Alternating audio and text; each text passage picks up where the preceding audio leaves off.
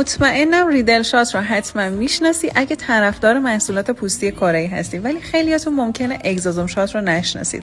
یکی از شبیه ترین محصولات به ریدل شات، بریم با هم مقایسه کنیم و ببینیم چه فرقی با هم دارن. هر دو محصول حاوی اسپیکول های ریزی هستن که با ایجاد خراش های سطحی مثل میکرونیدلینگ عمل میکنن. ریدل شات در کنار میکروسوزن ها حاوی نیاسین آمیز، سنتلاسیت کا، سراماید و 17 نوع آمینو اسیده که همه این ترکیبات به ترمیم و بازسازی سد دفاعی پوست خیلی کمک میکنه و هر محصول در کنارش استفاده بشه تأثیر اون محصول رو چند برابر میکنه. اگزوزوم شات در کنار میکروسوزن هایی که حامل پپتاید، گلوتاتیون و ویتامین هاست، حاوی AHA، BHA و PHA، 3 تا لایه بردار توی دوز ملایم که به لایه برداری پوستتون هم کمک میکنه. از لحاظ بافتی خیلی شبیه همن، ولی ریدل شات کمی رقیق تره.